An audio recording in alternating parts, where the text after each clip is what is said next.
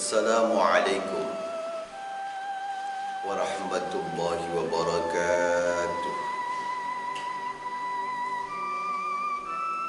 Alhamdulillahi rabbil alamin. Wa bihi nasta'in. Wa ala umuri dunya waddin. Sayyidina wa maulana Muhammadin wa ala alihi wa sahbihi ajma'in. Amma ba'du. Saudara-saudara jamaah Majlis Wismaratul Huda yang dimuliakan oleh Allah dan yang berbahagia,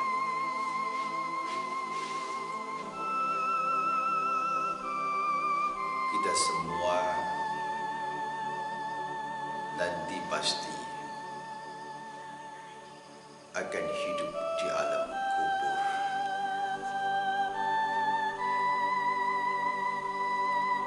Dan sebenarnya kita semua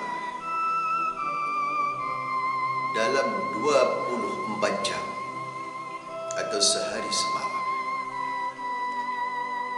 itu selalu diingatkan oleh kubur itu sendiri. Tapi karena kita tidak diberi kemampuan oleh Allah, kita tidak mampu untuk bisa mendengarkan teriakan-teriakan kubur itu. Sehingga kita semua selalu bergelimang dengan dosa. Sehingga kita semua selalu melaksanakan kemaksiatan, menuruti hawa nafsu, mengumbar kesenangan-kesenangan yang bisa melupakan terhadap Allah dan akhirat.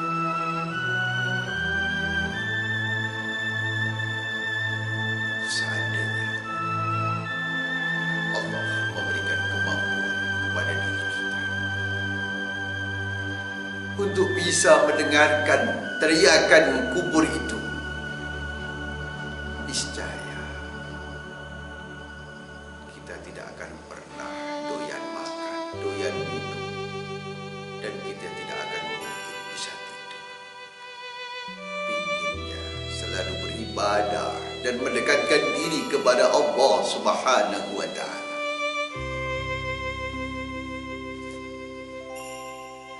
Dan ingin selalu bermunajat kepada Allah. Teriakan apa dari kubur itu? Selama 24 jam atau sehari semalam kepada diri kita. Peringatan apa yang diberikan oleh kubur itu terhadap diri kita? Rasulullah Muhammad SAW menjelaskan dalam hal ini. Yang pertama, dan mengingatkan kepada diri kita, ana baitud dud. Wahai manusia semuanya, ingatlah bahwa aku ini adalah rumahnya belatu, rumah caci, rumah singgah, rumah kelaba, rumah kalajengking.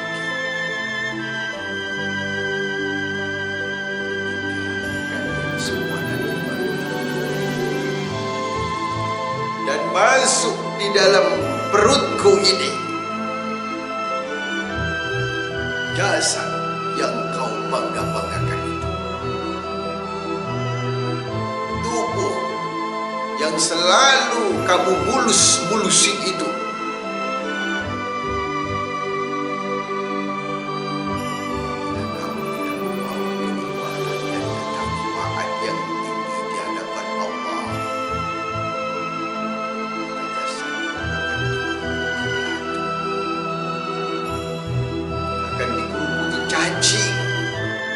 Dan akan dipuruputi kala jengking serta binatang-binatang tanah yang lain, sehingga habis semua daging kamu.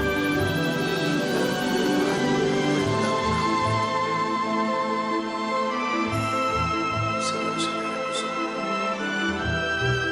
ini peringatanku terhadap diri kita yang pertama.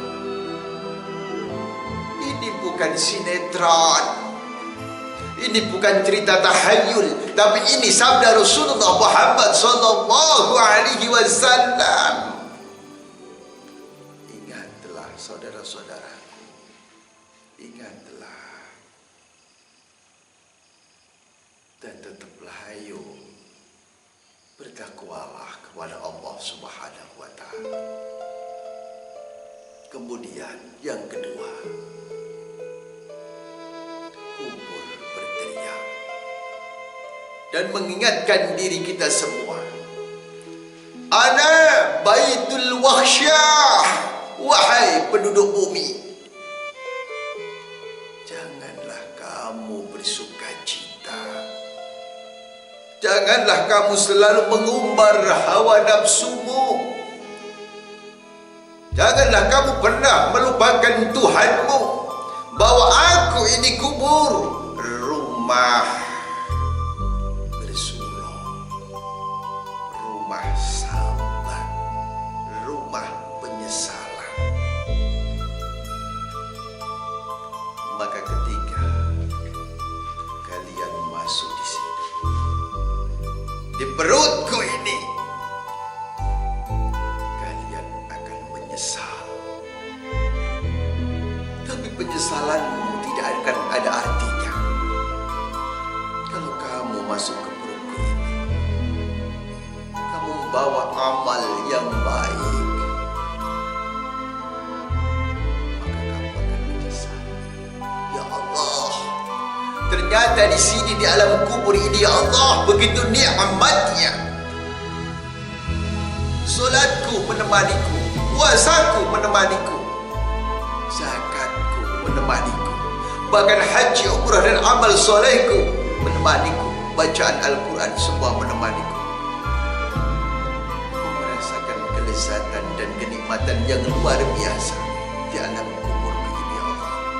Kalau tahu seperti ini, hamba hidup dulu, ya Allah, akan meningkatkan ketakwaan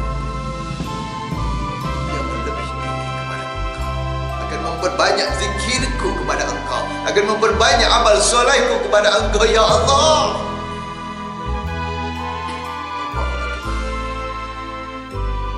Tapi ketika kita di alam kubur ini membawa sebuah kemaksiatan yang besar, memikul dosa dan kesalahan yang sangat berat, maka kita di situ akan menyesal. Kenapa? Karena setiap hari kita akan mendapatkan penyiksaan. Setiap hari kita akan mengalami siksaan dan gada dari malaikat mungkar dan malaikat nakir. Panas yang luar biasa di situ. Tidak ada minuman, tidak ada makanan. Sampai kita menangis, ya Rabb, ya Allah, hidupkan aku ini kembali di alam dunia walaupun sebentar aja, ya Allah. Dan apabila Engkau menghidupkan aku kembali, maka aku akan melaksanakan amal-amal yang soleh, ya Allah. Tapi karena sudah meninggal, tidak akan mungkin bisa hidup kembali.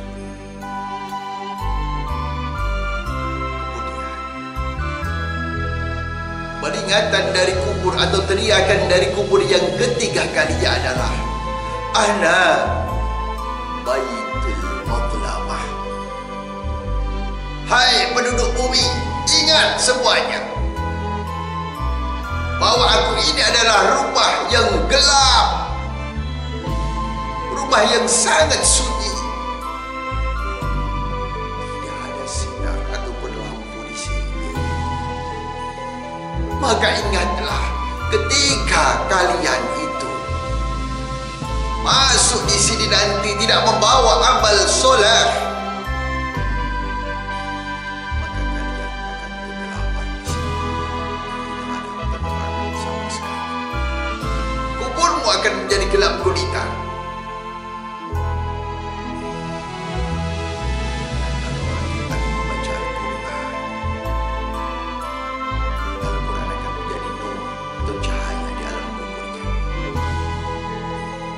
Kalau orang ini selalu melaksanakan solat, baik wajib maupun sunnah,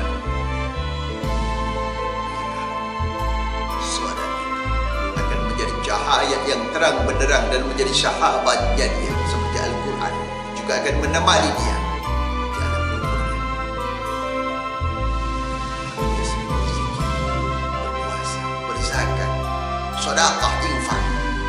Maka dia sering menyantuni anak-anak yatim, membantu fakir miskin, kaum duafa. Semua amal ini nanti akan menjadi teman dan menjadi cahaya yang menerangi dia di alam kuburnya ini, sehingga alam kuburnya ini menjadi terang benderang. Di sana dia tidak akan merasakan kegelapan sama sekali. Senang, bahagia yang luar biasa. Allahu Akbar.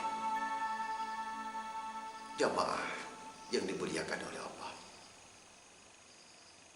Kemudian peringatan dari kubur atau teriakannya dari kubur selanjutnya adalah Ana Baitul Wahdah. Ingat penduduk bumi, ingat manusia semuanya, bahwa aku ini adalah rumah di mana kamu nanti akan sendirian di sini. Tidak ada teman. Anakmu tidak akan mungkin menemani kamu.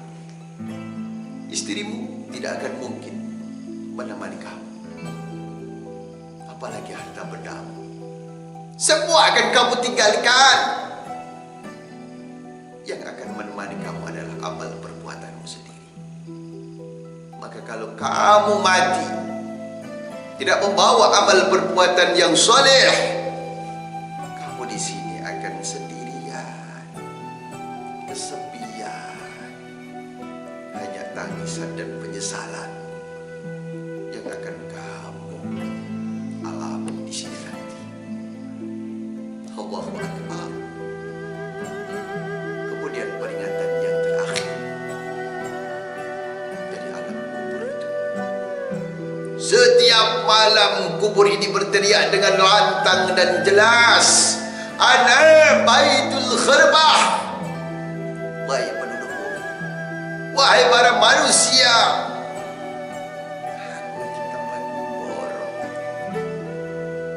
Kamu di sini akan lama karena menunggu datangnya kiamat. Maka kalau kamu tidak membawa amal perbuatanmu, tidak membawa bekal yang cukup, kamu akan sengsara.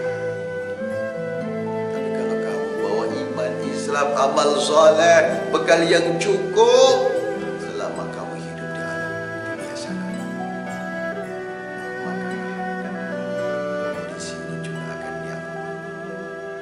Alam kuburmu akan menjadi raudhah min riyadhil jannah, satu taman dari beberapa taman surga. Tapi kalau kemaksiatan, dosa, kesalahan yang kita bawa ketika kita masuk di alam kubur,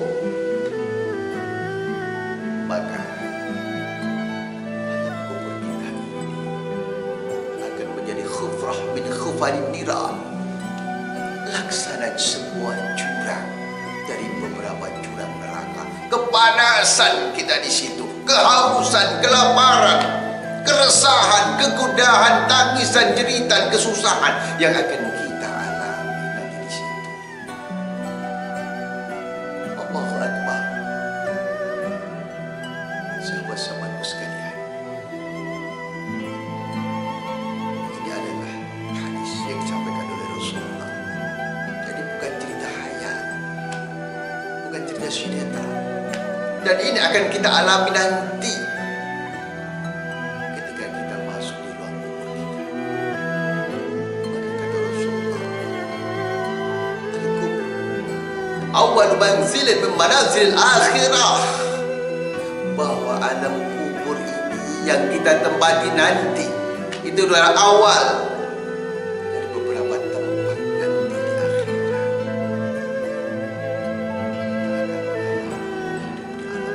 Sampai kapan? Sampai datangnya hari kiamat. Maka kalau kita menjadi umat Muhammad yang cerdas, kita akan mempersiapkan bekal yang cukup untuk menyambut datangnya kematian tersebut. Aqyasu ummati aksyaruhum ishtidadallah. Umatku yang paling cerdas, yang paling pintar adalah umatku yang selalu mempersiapkan bekal yang cukup, bekal yang banyak untuk menyambut datangnya kematian tersebut. Karena kita hidup dari alam rahim, lahir di alam dunia. Dari alam dunia kita akan memasuki alam kubur setelah kematian menjemput kita. Dari alam kubur datangnya kiamat nanti, kita akan dibangunkan kembali oleh Allah, dan kita akan hidup nanti di alam akhirat, alam kelanggengan, alam baka. Dan di situ kita akan selama-lamanya. Ingat jamaah semuanya, Allahu Akbar. Hidup ini tidak selamanya. Hidup ini ada batasnya. Maka rugilah kita kalau tidak kita mencari bekal yang cukup untuk bekal di kehidupan yang sebenarnya. Kehidupan yang sudah tidak ada kematian, yang akan kekal dan abadi. Di mana itu? Kehidupan di akhirat nanti. Kalau kita bisa masuk ke surga, mendapatkan ridha Allah, mendapatkan ampunan Allah, mendapatkan rahmah atau kasih sayang Allah, maka kita akan kekal di sana. Tapi kalau kita masuk di neraka, maka juga kita akan kekal di sana. Ayo, segera bertaubat, berlomba-lombalah untuk menggapai ampunan Allah, berlomba-lombalah untuk mendapatkan ridha Allah dan mendapatkan syurga Allah. Wa syari ila maghfiratin min rabbikum wa jannatin arduha samawati wal ardh uiddat lil muttaqin. Karena surga Allah ini disiapkan bagi orang-orang